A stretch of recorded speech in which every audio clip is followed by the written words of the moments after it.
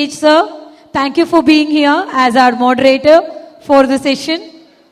And now I would like to call upon stage the panelists, Ms. Bian Lee, founder of the Hungry Lab, California, USA. Dr. P.S. James, Director of Asian School of Business. Ms. Anupama Raju, Global Head, Corporate Communications, UST Global. Ms. Heera Nair, Director, Operations, Coconics Private Limited. We do have the moderator as well as the panelists on the stage. Because when I told my son, who is a social media consultant in New York, that I'm having this panel, then he said, make sure that there is at least one woman on the panel. Because he has started a movement in New York about 2 years ago that he will not go to any panel without a lady on it. And this has caught on. In fact, the CNN has been propagating this. And so every time he is invited to a panel discussion, he always asks how many ladies are on the panel. So I'll be very happy to report him that there was only one man on the panel this time. So maybe after a while, we may have to start a movement saying at least one man should be on the panel.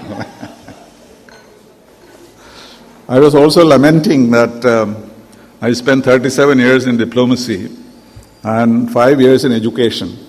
And nobody invites me to talk about diplomacy here. They always ask me to talk about education.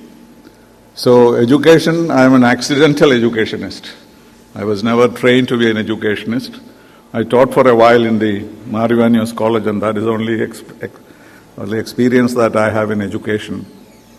But what I tried to do in 5 years in education was the impossible task of reforming higher education in Kerala, which I think is a very difficult task. And after 5 years, I realized that there is no hope. Because I always say that we have a 19th century mindset, a 20th century syllabus, and we are training our young people for the 21st century.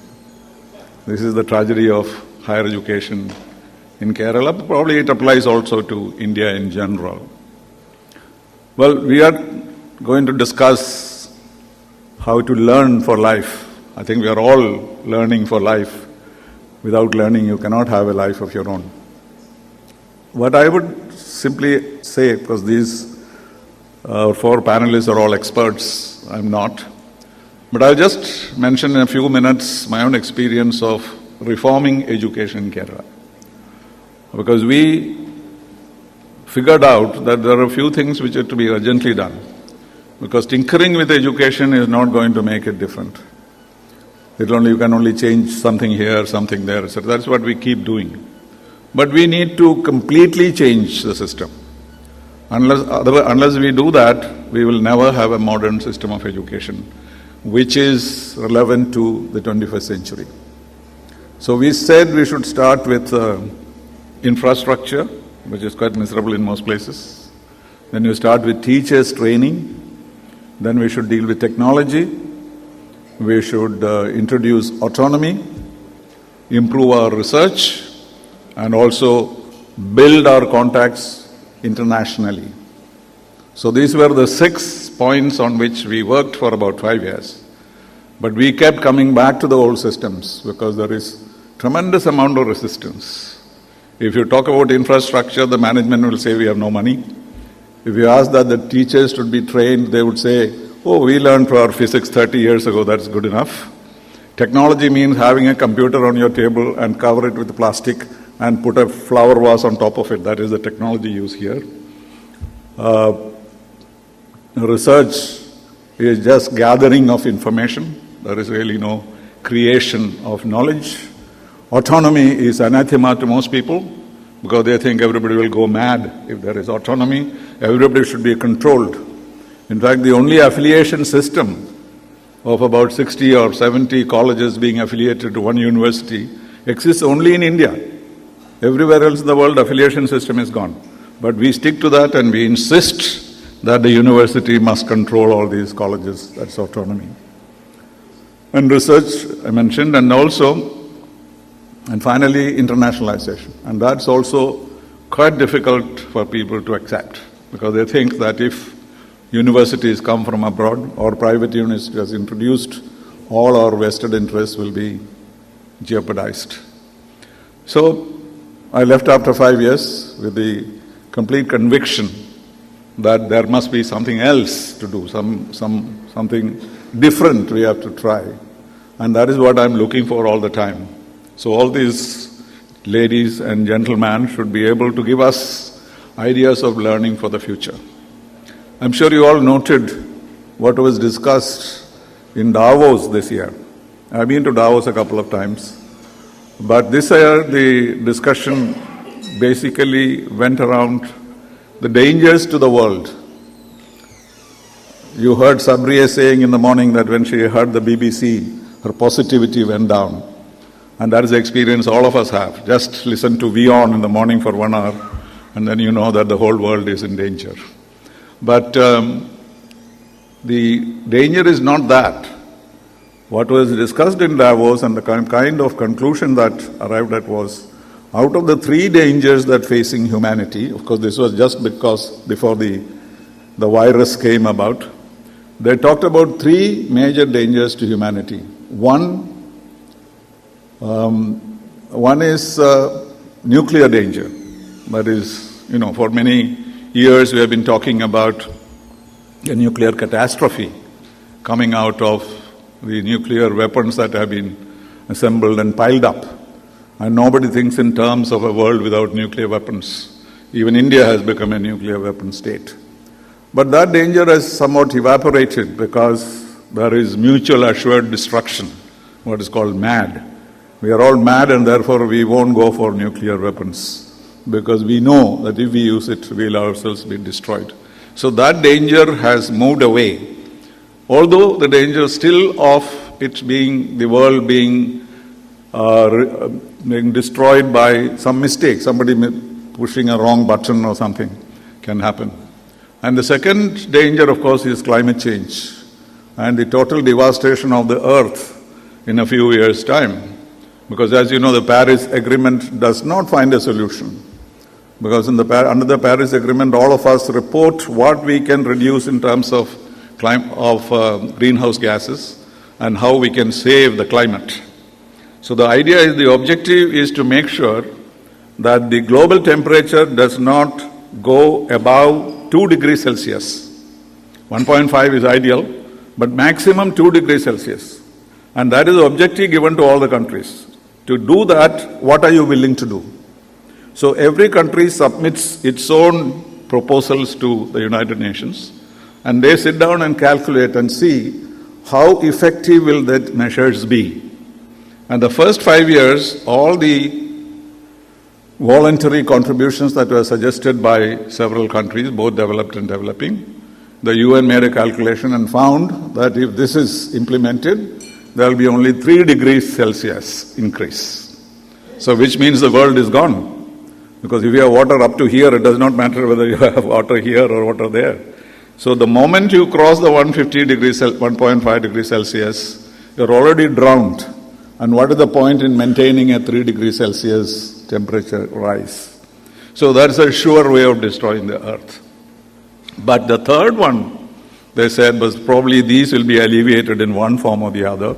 We may find technology to go and destroy the greenhouse gases up in the air, and therefore we will save the world. Because no one is trying to save the earth by changing your lifestyles.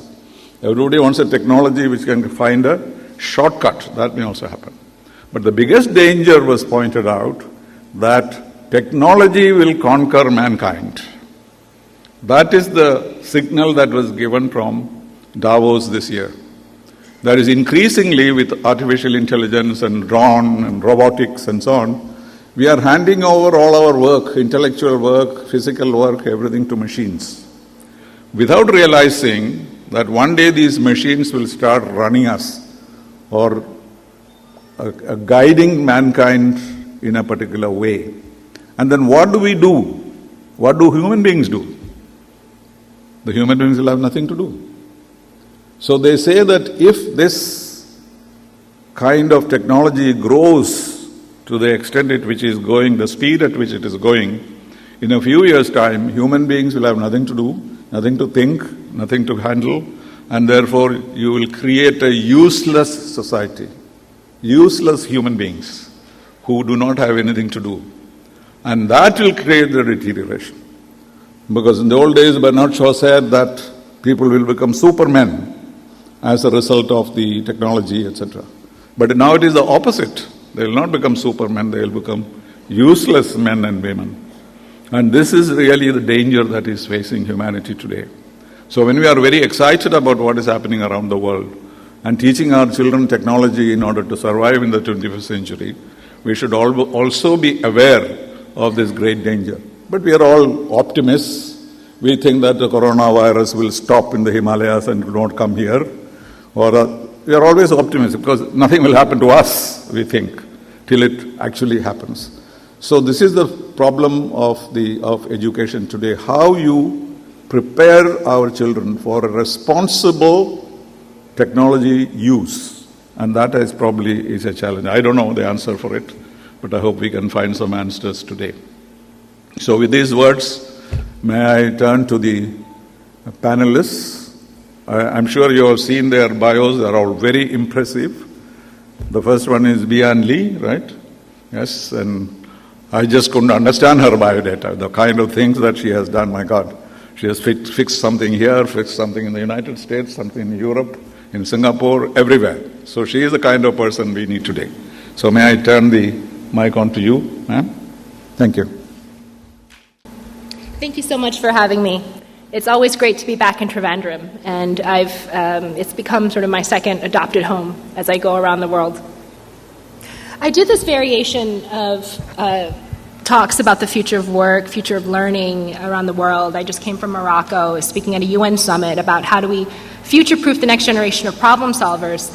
And everywhere I go, it's a universal issue and the universal questions and challenges that are presented to us in terms of how do we better prepare people, everyday people, for the future in which already people feel left behind. And we see that everywhere in the anxiety, in the unrest, in the pending unemployment crisis, the recession that's about to come, and now with coronavirus and all these other challenges.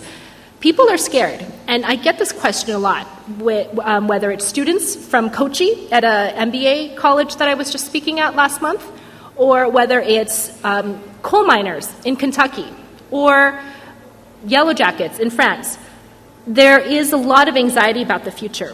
And yesterday, and so I congratulate this TRIMA conference for bringing together some of these key thought leaders on these very important subjects that affect everybody, and no one can escape it.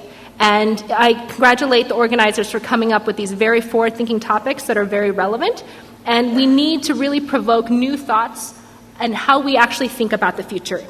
And yesterday your speakers talked about the need that the trends that millennials need to find meaning. Everyone's talking about technology, AI, how that's going to make humans obsolete. And so we know the what of the future. We know the pending landscape. So now I'd love to talk to you about the how. Okay, so how do we adapt it? And that's where Learning 4.0 comes from. And Learning 4.0 must be the foundation for Industry 4.0. So why India? Okay. And I'm not going to bore you with all the statistics, but India is one of the youngest countries in the world. You'll see statistics everywhere. Over 60% of the population is under the age of 30. What do we do with the population? And in Kerala, the unemployment is higher than most other states. And so how do we actually mobilize and effectively utilize this abundance of energy, drive, talent, and educated young people, and how do we help them create opportunities when we cannot depend on the government or the private sector to provide enough jobs to do that? And that's a question that governments around the world are asking, and private sector and the workforce around the world are asking. So it's about the how.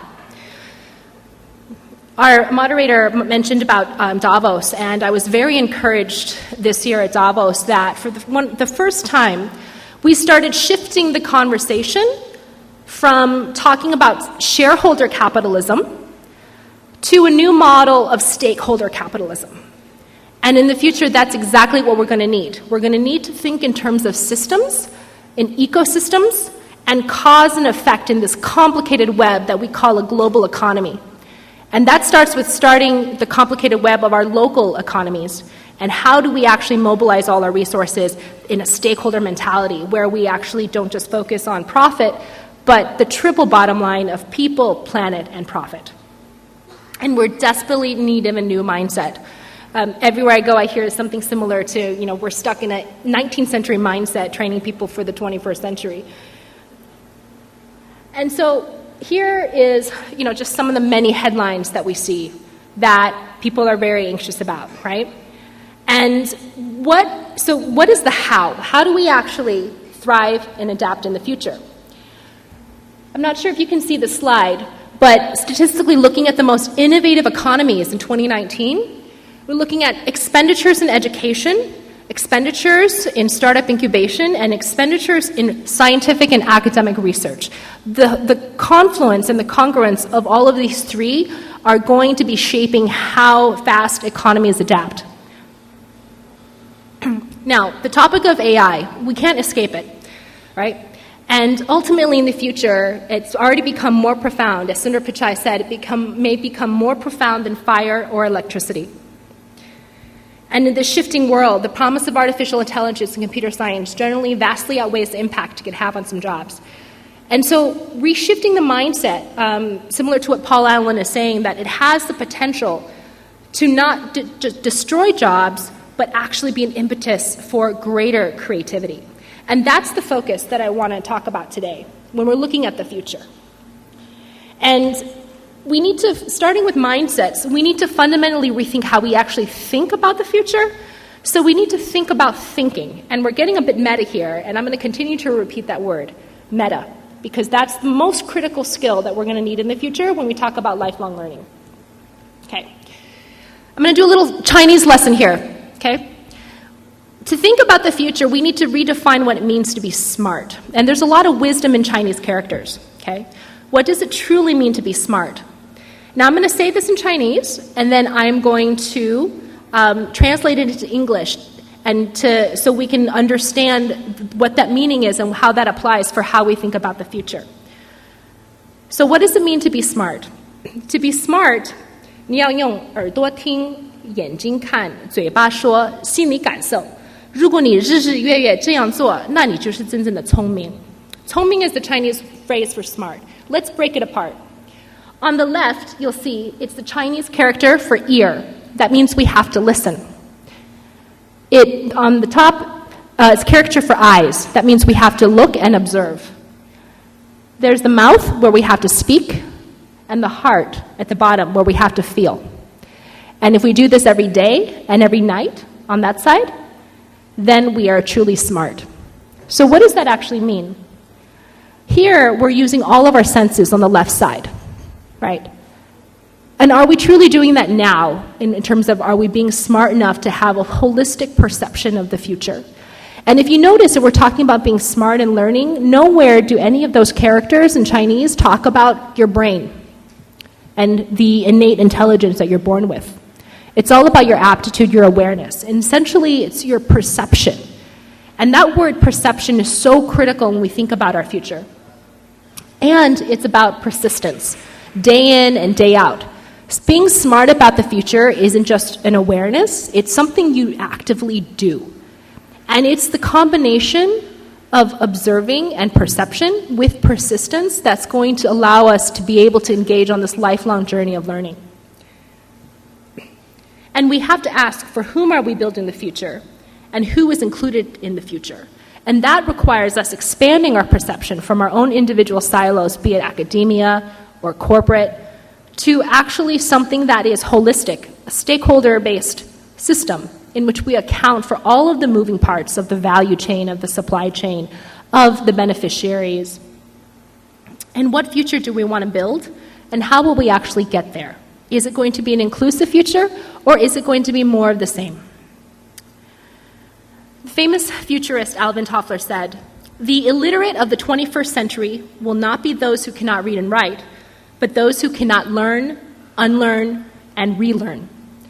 And that is so critical because the pace at which technology is changing is so fast that we can't possibly keep up with the what.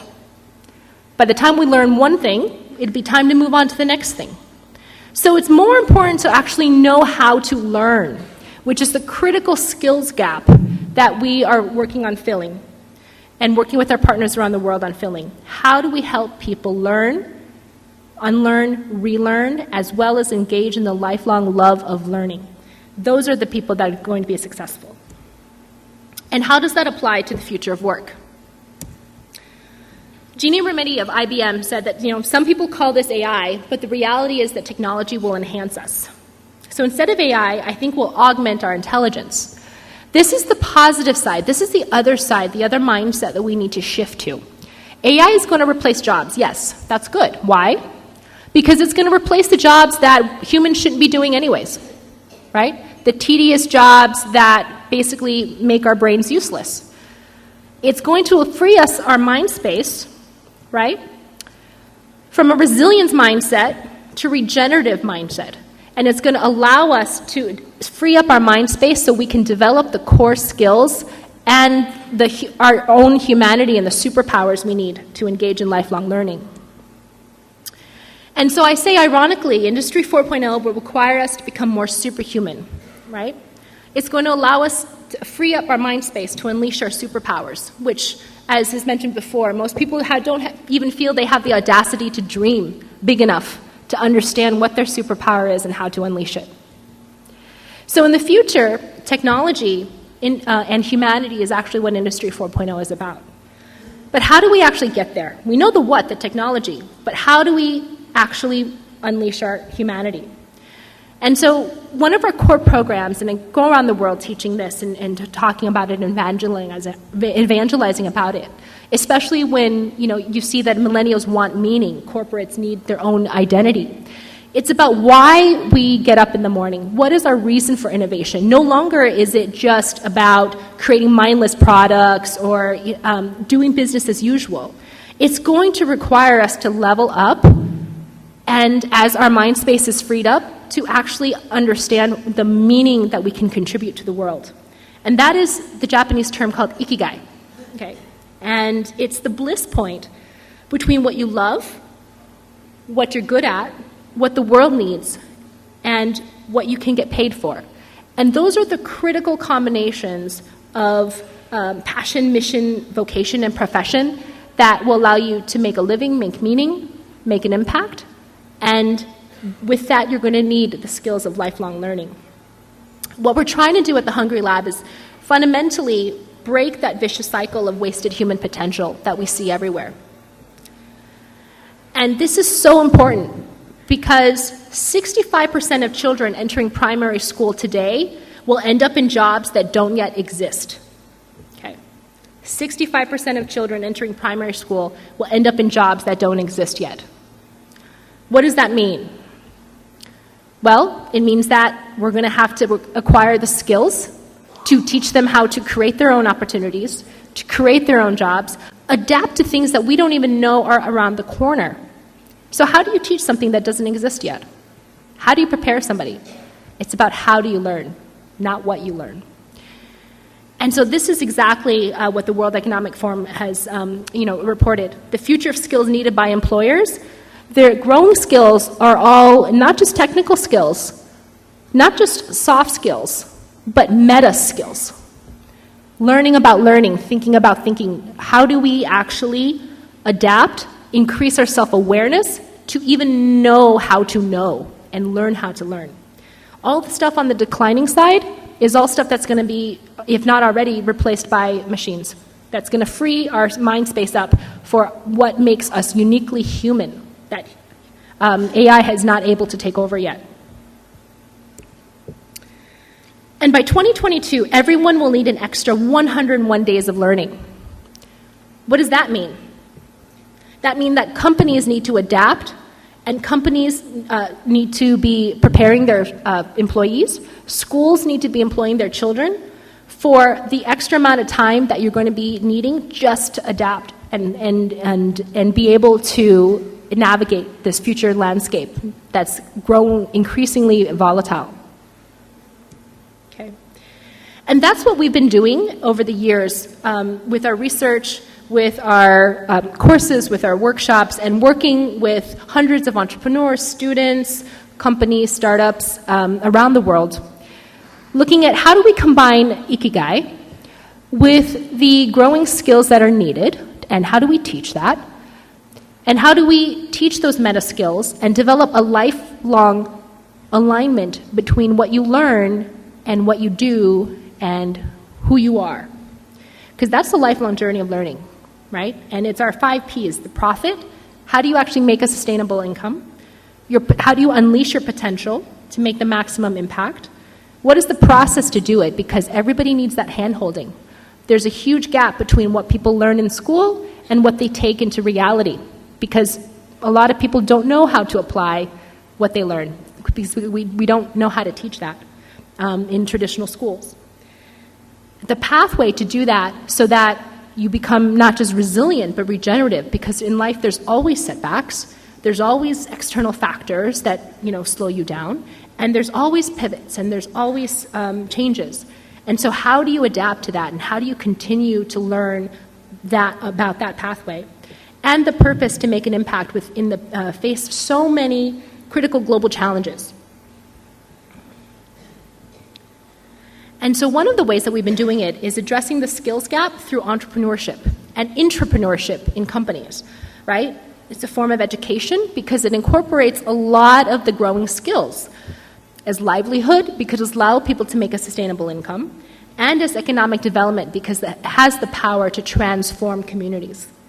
We're currently in California, in Southern California, we started our base. We are currently working with the government in a multi-stakeholder program with academia, with the universities, with business, to create a holistic pipeline between the schools, the workforce, in terms of economic development on a pilot project with the community college students to address these skills and to create that nurturing pipeline through life. And so that is actually the future of all entrepreneurship, because the future of entrepreneurship is all social. Our problems are going to be so in such magnitude that we will not be able to ignore it. And that's why we're aligned with the UN Sustainable Development Goals, because each of these goals, 17 goals, are multiple opportunities to make a difference, make a living, and make an impact. And that's where a lot of these skills come into play. Understanding systems, understanding stakeholders, understanding how all of these pieces work together. And I don't know if you can see it, the font's a bit small, but we just have some things cooking in our lab right now across the world with various startups and social enterprises on several SDG goals. And we have to change how we measure success. The traditional VC, venture capital model of investing is dead. It's broken, and we all acknowledge that. And we need something more holistic and much more real in place. Because just because you aren't the next unicorn doesn't mean you can't create long-term sustainable value. And the bubble is already bursting, and there is a lot of rethinking that needs to be done about how we actually nurture the next generation of sustainable innovation. And so what we've been doing is creating this lab without borders, starting with our online school as well as our on-site projects and collaborations with organizations, academics, institutions around the world. And in India, in Tamil Nadu, we're working with the MS Swaminathan Research Foundation to create an agricultural technology incubation program to incubate the next generation ag tech entrepreneurs, as well as working on skills development in various engineering colleges. And working with Professor MS Swaminathan himself, father of India's Green Revolution, on addressing the next wave of social entrepreneurs needed for for many of the social challenges that India faces. And so this is the future landscape. When we're looking at the challenges, the opportunities, and the needs. If you look at all of these, things at the top, right, what we're trying to overcome and the challenges that face us, the future of doing is the Industry 4.0, and that's the technology and the work skills. But how do we actually learn it? I was consulting with a group that was providing training courses and reskilling courses for coal miners in Kentucky. And they kept complaining and said that, these coal miners, they're so stubborn. We're providing them with free skills and to learn how to code so they don't have to do their coal mining jobs are going to be obsolete. We want to train them to be coders. But when you actually talk to the Kentucky coal miners, it's not that they don't want to learn. It's that their mindset does not enable them to learn. You have some say, well, my grandfather was a coal miner, my father was a coal miner, I'm going to be a coal miner and my son's going to be a coal miner, right? How do we change that type of mindset in a way that doesn't alienate, that doesn't offend, and that doesn't defeat the purpose of why you're trying to help? And on the other side, for someone who has been trained a whole life in a manual job, you cannot expect them to suddenly switch over and use a completely different part of their brain for coding. So how do we make that transition? That is the key that a lot of times people miss. When they're trying to implement systematic change, they're missing the point of the critical gap between what they need to learn and where they are. And we need to meet people where they are in order to have an inclusive future and sort of to not leave these people behind. Because that also, as we see around the world, has political, social, and economic consequences. So the how is what we talk about in terms of the fourth industrial revolution. We need the cognitive revolution, the fourth cognitive revolution. And that's the future of learning. It's the cognitive skills that we need.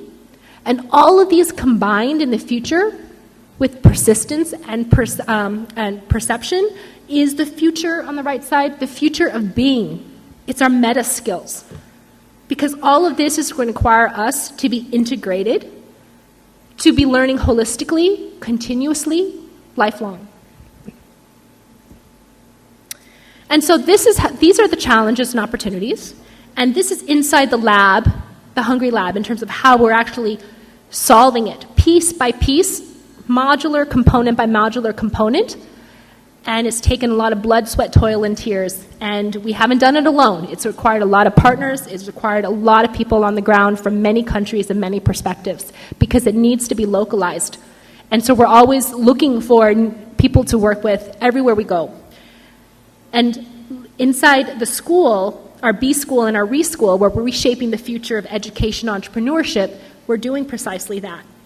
And so how do we build completely, when we're rethinking something, how do we build a regenerative economy, right? I call it the re-economy.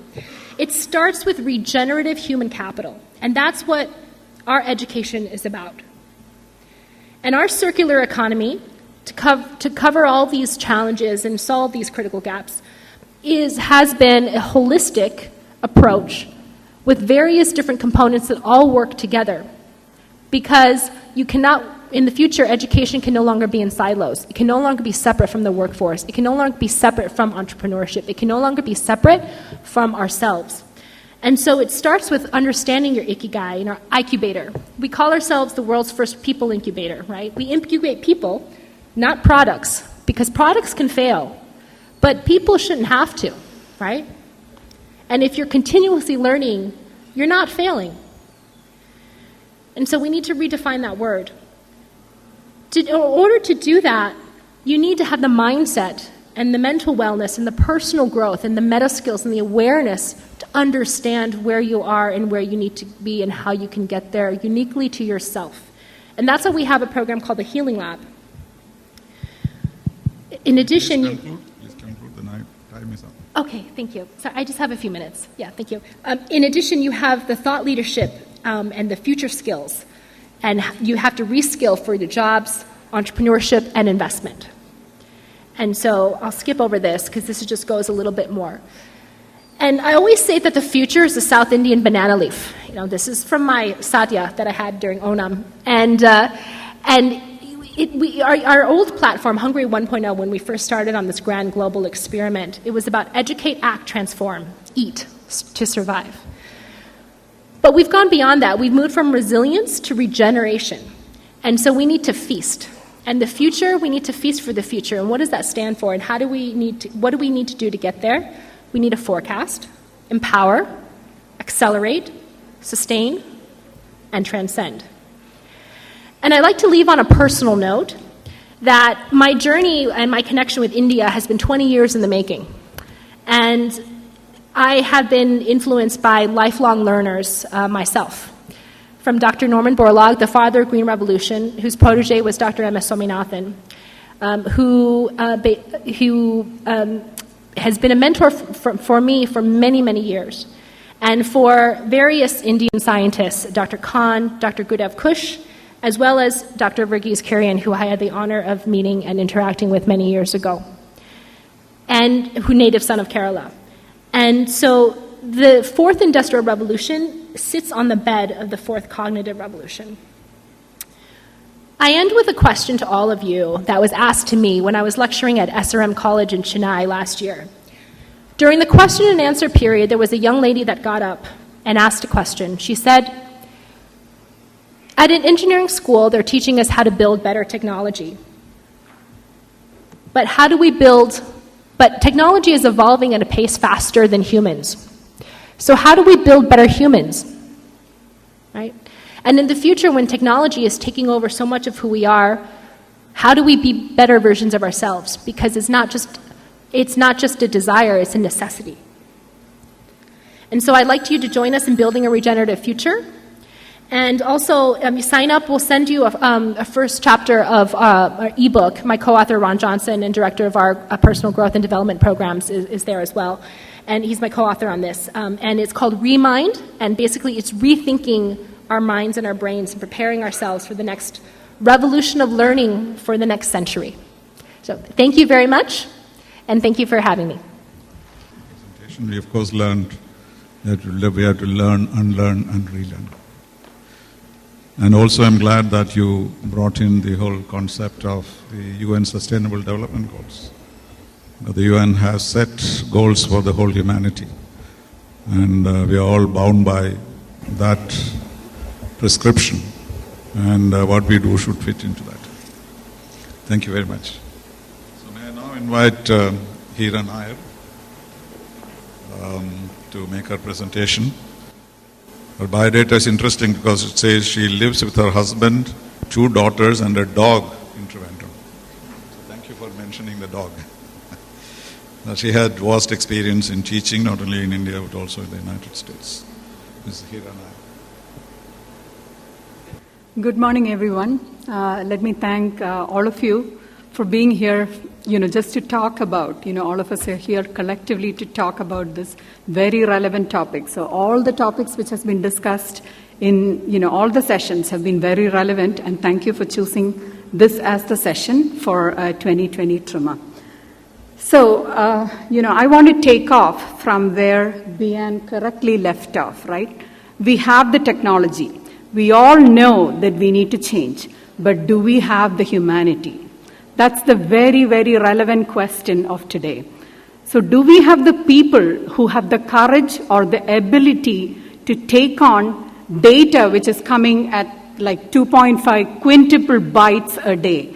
Do we have the people with the courage to take on AI, machine learning, anything that is thrown at them? So being a woman, we talked about the women panel, right? Being a woman, a mother, and I've been a teacher as well.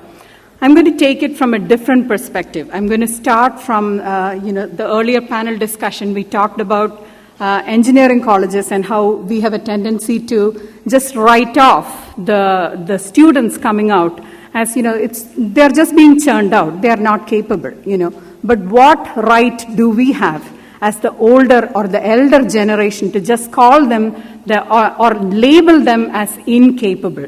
We have a collective responsibility to create the generation who can tackle the problems of tomorrow. So let me take it from there.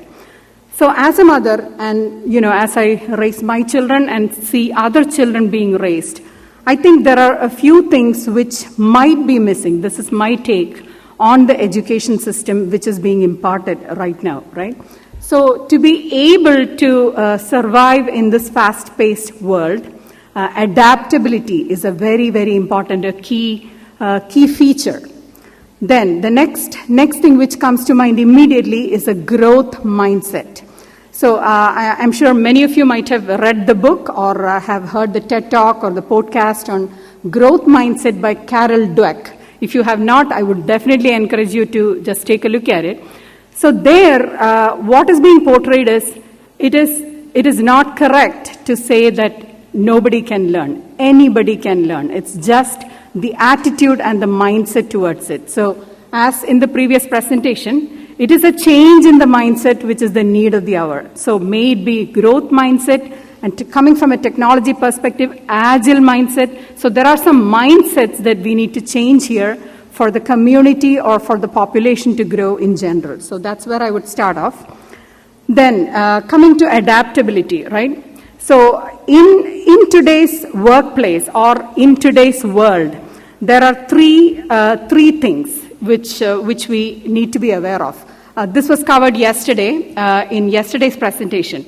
You need to know, you need to do, and you need to be there, be present, be relevant. So knowing, doing, and being. So these are the three things. So that means knowing, right? So that is the IQ part of it. You need to know the thing, the stuff, to be able to do it.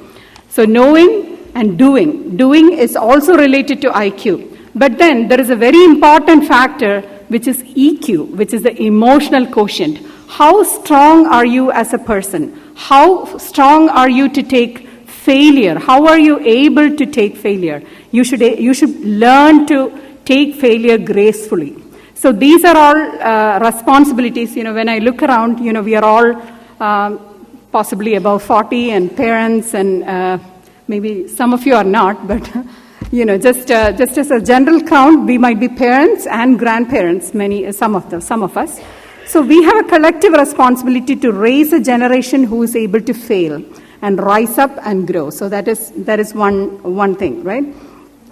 Then every time we hear about employers unable to find people with the right attitude and ability. So in the attitude part, all these comes, the growth mindset, the adaptability, the ability to embrace change, and learning to learn, how to learn new things. So these are the emotional and attitude part of it. Now let me come to abilities, right? So when you come to your ability, so as I was speaking, there is nothing that you cannot learn. There are so many resources out there which you can tap into. At like an individual level, at an organizational level, at a formal, informal, non-formal, you can name it. It's just out there. So just in time, day-to-day reading. So there I want to call out one thing which I feel, again, it's my feeling, is missing in the education system as we raise the next generation. Books, right? Books and reading habit. Somehow we are missing that in the whole picture. So if you read a book, you discuss about it, you talk about it, you communicate about it, you reflect on it.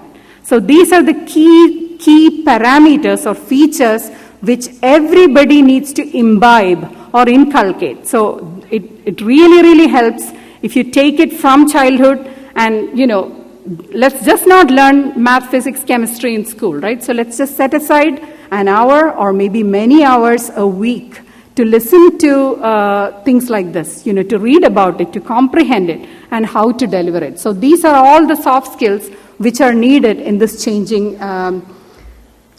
environment, I guess. Another thing, I guess, again, it came up multiple times, consistency and persistence. So this is what I like to call grit, right? When you attack a problem, when you approach something, you have to consistently work on it. So it's like going to the gym. You decide to go the first of the year, right? Everybody makes a resolution. I'm going to become, good. I'm going to go to the gym. So that's going to be the new me.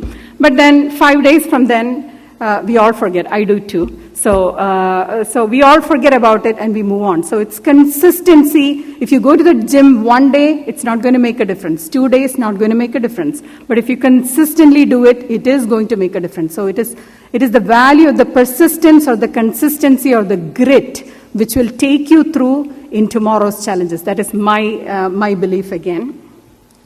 Another important point, again interesting point, is Are we as a humanity losing the human touch in raising the next generation? That's again an open-ended question. So there I want to call out, we have a classroom of, let's say, 70 students with one teacher standing there to teach them. What is the connection there? Do we have grandparents, or, as we go into molecular families, are we missing out on the human touch? What does the child need growing up? And, these kids of today, they are the people of tomorrow. So all these factors will definitely affect their ability to be lifelong learners. So they need to do it bit by bit, learn from all around, and be able to change. So that's what I wanted to point out there. Now let me quickly touch upon emerging technologies, right? Staying relevant. So in this time and year, things are being thrown at you. Again, we covered all this.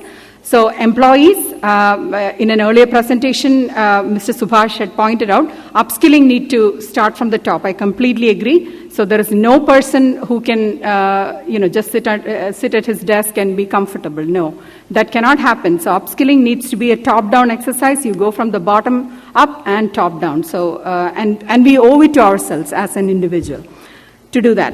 Just to touch upon quickly on an inclusive workplace where there is gender inclusivity as well as assistive technology to include differently abled people as well. So all these parameters need to be factored in.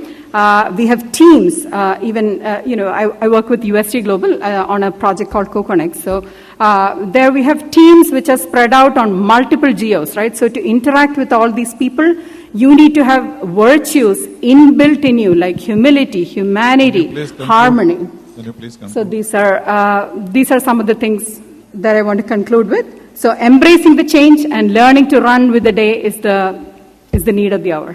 Thank you so much. Thank you for reminding us of the need for changing the mindset. That's where everything starts. Well, now we have Dr. Colonel P.S. James. That means he brings a bit of Army discipline into management. He is currently the director of the Asian School of Business. Happy to be present here. Please keep an eye on the clock. You won't have to. I'll finish before that. Way back in 1966, John Dewey is the person who proposed the very idea of lifelong learning. John at that time proposed the individual is responsible, lifelong learning, absolutely logical. However, when that lifelong learning for the individual was picked up from the industry and he said, you people need to change according to our requirement of artificial intelligence or otherwise, the framework of Dewey changed and it became the responsibility of individual teams and the organization to develop that individual. Now the question is that if you just look up the, internet and say, what is lifelong learning? They will tell you, lifelong learning is 10, 12 skills, pretty easy. Read regularly, attend various courses, take care of your health, take care of your intelligence, diverse passions, embrace change and everything like that. But the basic question is, what underlies this? Entire world research today says that what underlines this is an individual's characteristic called achievement orientation. Way back in McClellan put this very clearly. Unfortunately or fortunately, only 6 to 7% of the population has got this ability called achievement orientation. This is very difficult for you to understand because the very fact that you are sitting here, you are highly achievement oriented, everybody is. But that is not true with the rest of the population who work with us or the rest of the students who actually work with us. In my class, I will always find 10 people with that, but I will not find 50 people with it. That is the challenge which I face. The second basic property is openness to change. We say adaptability and various other things, but if the person does not have the personality characteristic called openness to change, the person will not be able to adapt. And the third rudimentary stuff is called a psychological factor called conscientiousness or systematic organized way. That is also a personality factor. Essentially, down the line, if you do not have these three, we can talk about change, we can talk about many things, people will actually not undertake change. Can we measure it? Yes. Can we have exercise to change it? Yes. Can we remeasure it? Yes. Do we do it in the organization? Look, I have taught in several other places. The first place where we put the protocol into place and it was done was in TFI Institute of Management, Manipal, for leadership but not long-term learning. Do we do it anywhere else, that individual development? The answer is no. Do I do it in my present institution? The answer is no. Do we do it at an individual level at the organization? I'm afraid it will be no. Now, what would I train the people for the lifelong learning for the organization? Organizations themselves cannot define the competencies they require in the next 5 years. They can't even do it for the next 2 years. So what do the people train for? What do the people go and take the courses, online learning courses?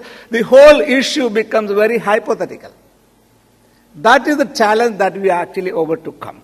And I would say from the university perspective, it may be a good idea to give one semester. Let the government run its own system for the remaining semester. One semester dedicated to improving the individual's technology in consonance with his ability to change and other things. The learning for life comes because of what Kolb has put down very clearly. A concrete experience. That's not enough. Ability to reflect on the concrete experience.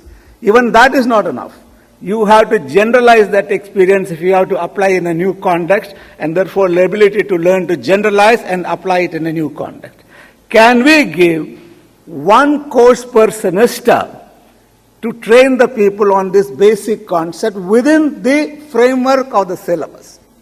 That is the main proposition which I want to put to the TMA, that since they are the people who are actually propagate the idea and talk this out to the government, if they can do that much, it will be great. Thank you very much. Thank you. Thank you very much. That is the military discipline we need in everything. Well, here people don't accept even semester system. You're talking about a course in a semester. So we need a lot of change. Well, now we have a poet, Anupama Raju, writer, journalist, and of course, linguist. She can even speak in French if you wish. Hello, everyone. So I have the unfortunate privilege of keeping you from lunch, so I shall keep it as brief as possible. I think we have all established by listening to this esteemed panel that lifelong learning is a mindset, it's an attitude. But now I'd like to ask you all a question. How many of you use Google? Could I see a show of hands? Google? Okay. How many of you have challenged Google? Right. So what I mean by that is, have you asked a question to Google that it cannot answer? Have you tried confusing it? What did you ask? Personal? You didn't have the answer. Did you feel good when you saw that? That Google did not answer you? A bit disappointed. Okay. So the point I was trying to make is, I think one of the things that we need to constantly do to ensure that we remain lifelong learners is to consistently challenge ourselves and any other kind of source of intelligence. This is one way that we can remain flexible, agile, open to new thoughts, and also creative. Perhaps as a writer, I am biased towards creativity because if I'm not creative, I cannot write, I cannot produce. But also, as part of my work at UST Global, where I head corporate communications globally, we are consistently looking for ways, myself and my team, to be creative and challenge our employees globally, our 25,000 employees globally, to come up with, to inspire them, to come up with ways to do interesting work, to innovate, because after all, UST is a technology company, and we need to innovate. Along with this also is, I think, as Heera mentioned, is a certain flexibility, agility of mind. Now, I don't just say this as someone who represents UST here, but also as a poet myself. if I do not come up with new ways of communicating what I want to say through my written word, I have failed. And I think for that, you need to practice a kind of yoga of the mind, to be flexible, right? To constantly learn. And there I would tell you about this really interesting classmate I had long ago when I was, I think, learning French. And here we were, a bunch of 20 and 30-year-olds long ago. And in my class was a 75-year-old gentleman who would walk very slowly to class every day. He had a walking stick. But there he was, completing his homework, doing his exercises on time, participating in exercises and tests, and feeling very happy about it. A year later, I saw the same gentleman in my German class. So there he was. I'm not sure how many of you have, I really hope to run into this gentleman sometime soon, perhaps in another foreign language class. But one day I asked him, what is it that you're trying to do? Is this a hobby? And he said, no, this is how I stay young. This is how I challenge myself, and this is how I find an appetite for life. I think he kind of answered it all for me.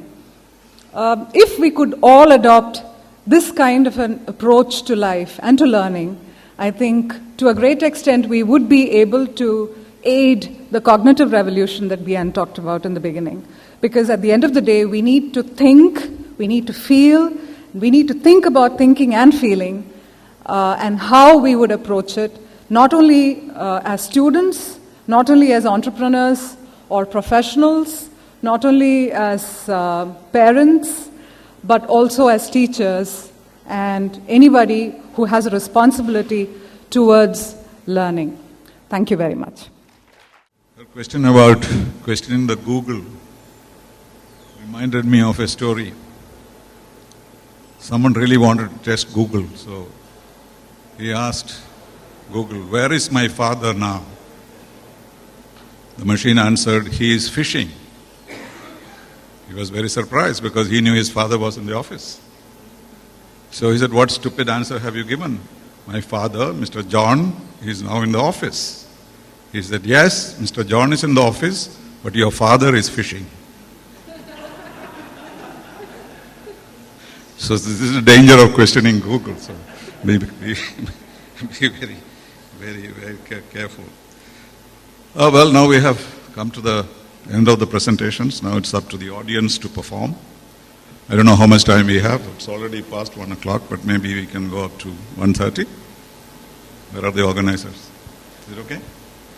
Up to 1:30? You still have 15 minutes? Okay, so let's have questions then. My name is Anthony. A question to Dr. Sreenivasan. If learning for life is very critical, do you think the old cliche, the world is flat, relevant today, number one? Number two, with your global experience, do you think a world government is possible? What is possible, sorry? A world government is possible. World government, not possible. Because each country is sovereign and the United Nations is nowhere near a world government, doesn't even try to do that. What is the first part? First was regarding education, which is learning for life. If you say, think global, act local, is that relevant for education? Yes, it's very relevant, definitely, because we have to act locally in order to bring our levels up to the global level. But I think all of us have agreed that there is a need for a change of mindset, and this is more applicable to Kerala than anywhere else, because we tend to be very conservative in everything. And the fact that we are intelligent and we are questioning and we are experimenting and so on, so everything is challenged.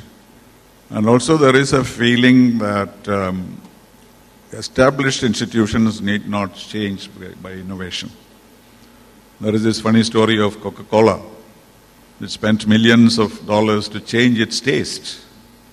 Because innovation or die, say they thought a new taste will help Coca-Cola.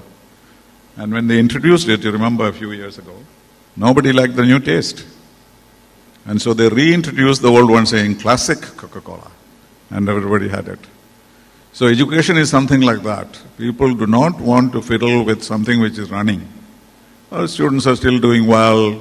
If you go to any university in the United States, there is at least one professor who learned in Trivandrum. So people are not doing badly. That kind of a feeling we have. But that is not enough. We need to go beyond that if we want to change the world itself.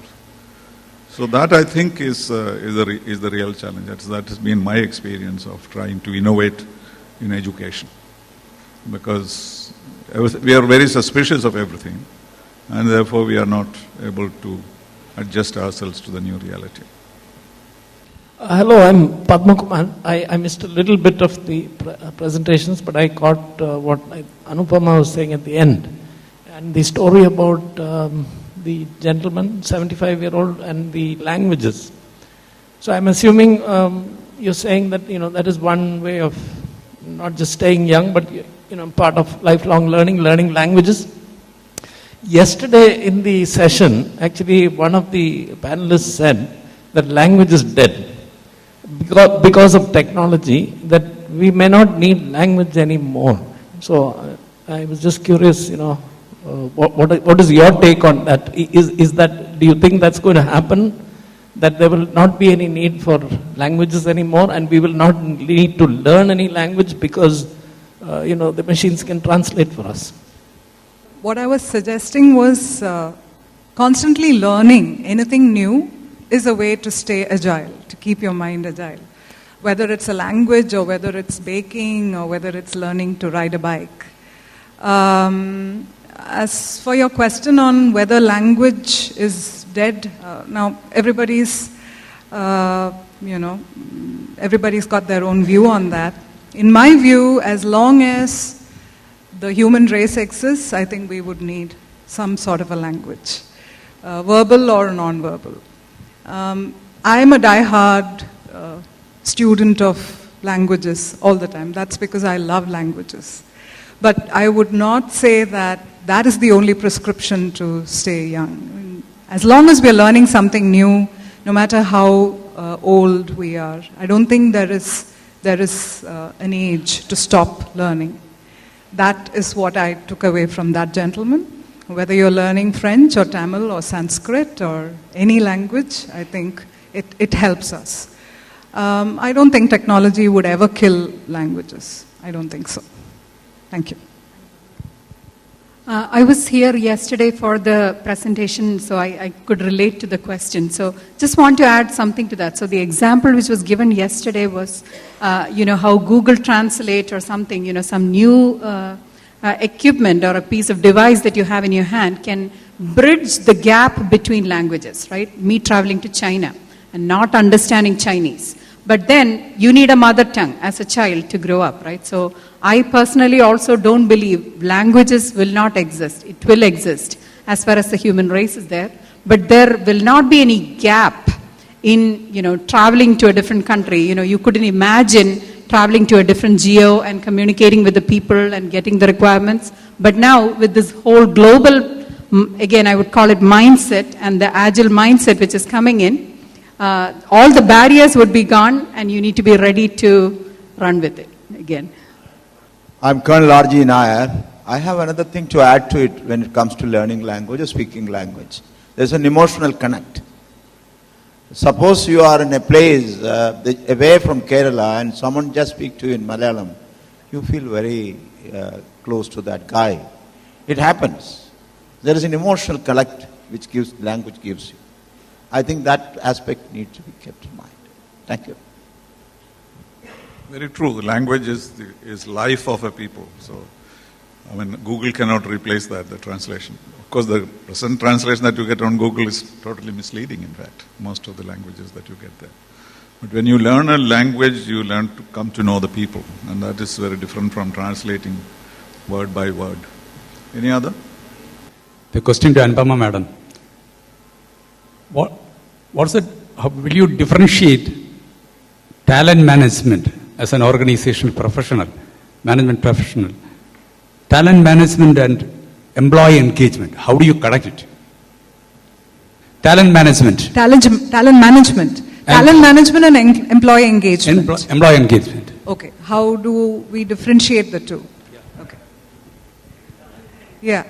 Well, I think we can manage talent by engaging them, right?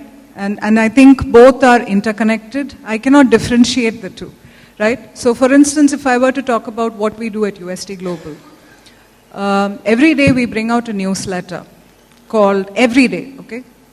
It's called News at Noon, and I feel very passionate about it. Now, this is a tool for not only communicating with our global employee base, but it is also a way to engage them, to give them something to think about, to give them something to reflect on. The theme, for instance, for this week for our newsletter was emotions. And today, being the last day of the week, we wanted them to have something to think about over the weekend. And we talked about how we could, combine thought with feeling and humor. So it was interesting when you were talking about, thinking about thinking, the whole meta skills. Now, this newsletter, I believe, I'm sure there are plenty of other newsletters out there and other corporations doing perhaps something similar. But mechanisms like this are giving an opportunity to employees to not only think about what they are doing on an everyday basis, but also develop their skills. Perhaps it gives them a much needed push to go and reskill or learn something new. So, while it may not be a direct way of managing talent, I think this is a way of engaging them and perhaps even entertaining them, making learning fun and making reading fun and so on and so forth. I'm not sure if I answered your question. I am George Goship, Registrar NATPAC. I have one question to all panelists because the general culmination of all the talks which we made. We advocated for disruptive thinking and action based on such a disruption in our mindset. But we are telling to our younger generation to constantly challenge yourself and do something different. But so everybody is trying to do something in a short time and to find some solution to their aspirations. So when we look into the aspiration of younger generation, when we tell them to you think differently, you challenge yourself and do something different, and you try to do some positive, come out with some positive solution future. But the question is how you prioritize it, or how you advise them or guide them to prioritize them. Otherwise, the challenge I am seeing is, unless we focus on it, lot of wastage of time, energy of our younger people will be there. So what is the general consensus which we can reach into such a disruption when we advocate for? If I understood your question correctly, is how do we nurture and what do we actually apply from all of the stuff that's been talked about? I think there's so many different factors here, but the bottom line is we need to create that incubating, nurturing environment from a very, very early age. And that requires, there's that saying, it takes a village to raise a child. And when we're talking about the next generation, it requires this whole village to come together. It means breaking down silos. It means that schools have to work with the workforce much earlier than the universities. There is already that critical skills gap, and if we don't bridge that further, it's only going to grow. And so it requires parents to also be involved with the teachers. It requires us to fundamentally give the child a much more breathing room in terms of the opportunities to fail, to be creative, to try, to iterate, and to understand what it is that makes them unique, and to allow them to unleash and be who they are meant to be, not who we want them to be or expect them to be. And that's essentially the fundamental part of how do you nurture that seed to grow into a beautiful fruit of its own. We need to provide that right soil. And right now we only have a traditional schooling system, traditional workforce. We're only providing one type of soil. but in reality, we have many different types of fruits, and so we need many different types of soils. And that's where the future education is going. Thank you. We can only have one more question, please. I'm Arun Alex here. My question is to Sreenivasan sir. In the light of technologies that have come, I would like to ask you whether global organizations like WTO or UN, how are they changing to these new technologies, and how are the governments which are opaque to freedom and opaque to collaborating with countries, are they changing to these technologies in a global forum so that together they can find solution to common problems like coronavirus or any other issues that come in the world? No doubt that everybody is turning into technology. I went back to the UN after 5 years and I found the conference rooms are very different because you don't have to take down notes anymore. You can send the speeches straight to New Delhi from the table itself.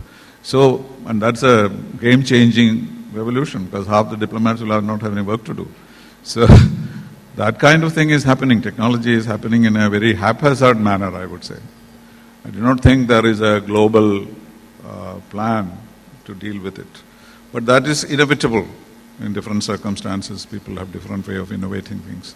So I think technology is certainly being used in every part of human life.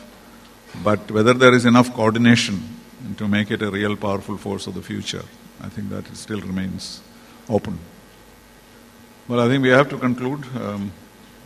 The Chinese restaurants have given us a word, take away. So after everything, people ask you, what is the takeaway now? So Donald Trump came and went away. Somebody asked me, please write about the takeaways from Donald Trump's visit. So let me see what we can take away. From what I said, I think I would like you to take away this thought that technology should not conquer mankind. That is a thought. Of course, Bian had many thoughts, but what I would pick up is what she said about developing mind space. Because if you need skills that cannot be just learned without having space in your mind, if you're cluttered up with so many things in your own mind, how do you adjust to technology? And of course, the future has to be inclusive and learning, unlearning and relearning. From Heera, I picked up this word, the mindset, which you're all saying, but also adaptability is very essential. It's not only ability to learn, but also adaptability. What you learn should be adapted.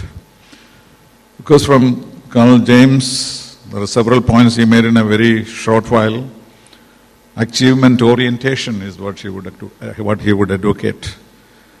Because we are all keen on achievement, but we probably don't know the way to reach there. So you need orientation. You have to be open to change. All of us emphasized. He recommended a semester for technology, ability to govern. All those points are very valuable in the system. Anupama, I think she also covered several things, but the language point that she made was very significant in this context of learning for life, because we need to live in different parts of the world. And unless you develop language skills, it will be difficult for you to really understand the culture and learn for living, for a life. So these are some of the takeaways, but I'm sure you have your own takeaways, and probably there is a record of the discussion. We'll all benefit from that.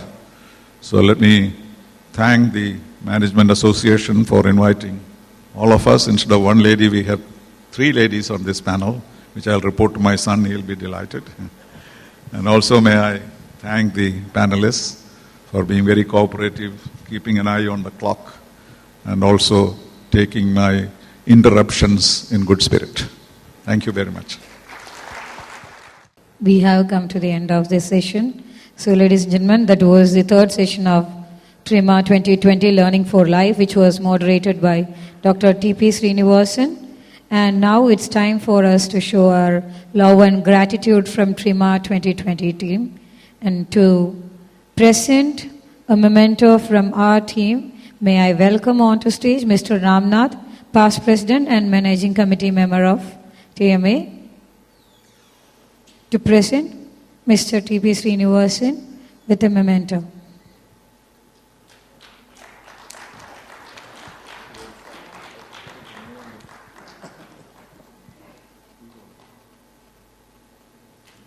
Also, let me invite Mr. Sedhu Madhavan, TMA member and management trainer, to present Ms. Bian with a memento from TRIMA 2020.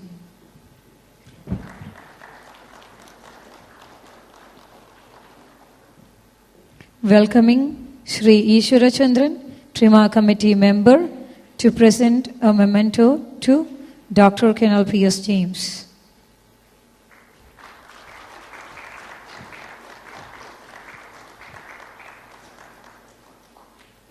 Inviting Mr. Siva Ramakrishnan, Managing Committee Member of TMA, to present Ms. Anupama Rajan with a memento.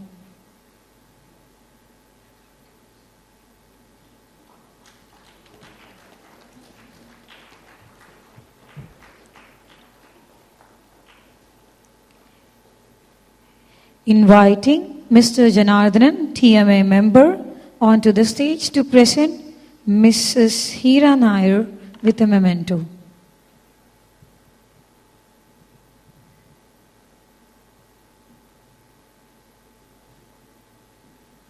Can we have a bit of applause?